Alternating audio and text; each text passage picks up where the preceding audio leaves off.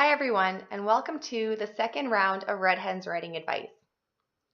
Now, I've listened to writers talk about their craft a lot over the years, and it seems that while they may disagree on a lot of things, whenever they are asked what their number one piece of advice for new writers is, they all respond with, if you want to be a better writer, you have to write every day. And to me, this makes a lot of sense because in many ways, writing is no different than any other skill. If you want to get good at it, you have to practice, practice, practice. Now, I'm not sure how many of you are familiar with the book Outliers by Malcolm Gladwell, but in it he talks about the 10,000 hour rule.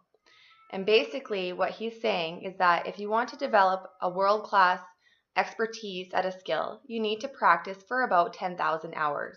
So our level of success isn't influenced as much by our talent and ambition as it is by the amount of time we're willing to put in.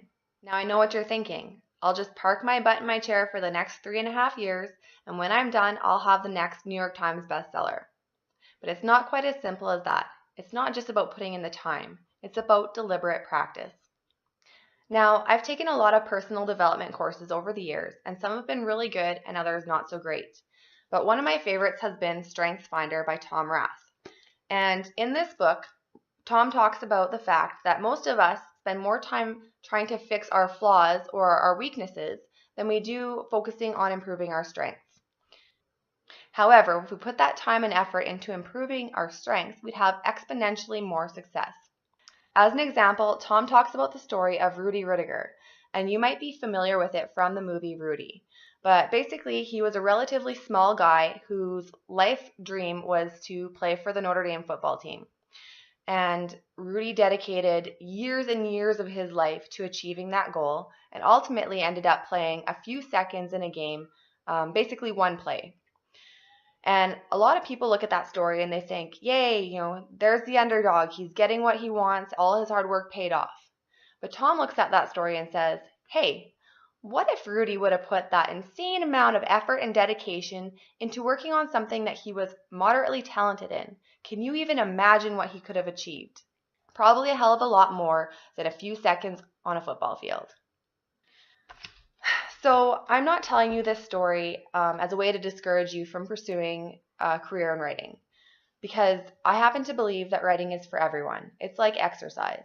Maybe you suck at soccer and football, but you're really good at dance or, doing CrossFit at the gym or whatever it is. If you keep looking, you're going to find some kind of physical activity that you can excel at. Writing is the same way. We just have to figure out what our strengths are. If you're really good at writing plot twists that no one can see coming, try writing a thriller.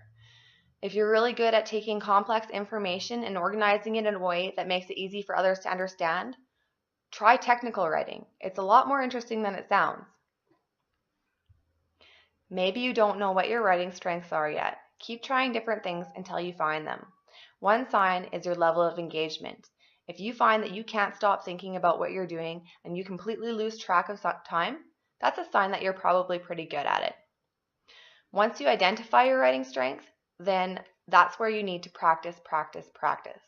In the years that I've spent coaching writers, I've noticed a distinct relationship between a person's view on how hard writing should be and the level of effort they're willing to put into it, and ultimately their success.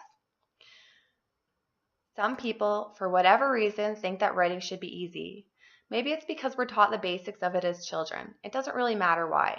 But when these people come across a writing challenge that pushes the limits of their abilities or makes them believe that writing is hard, they end up with two results. Either they get frustrated and give up, or they go back to where they feel more comfortable, doing the same type of writing that they've done before. Which brings me to the second type of writer, and this is the person that recognizes that writing is hard. So this second group of writers are the ones that are constantly pushing their limits. As soon as they get comfortable with a skill, they move outside of their comfort zone and try something new. And in this way, they are continually improving. So what I hope you take away from this video is that if you want to improve your skills as a writer, it's not just about putting in the time. It's about finding your strengths and focusing on those. It's about pushing yourself outside of your comfort zone and always taking on that next challenge to improve. If you do this, every hour you put into practicing your craft will bring you one step closer to being the writer that you want to be. In my next video, I'll talk about how to find time to write and how to maximize your writing time, also known as how to write when you don't feel inspired.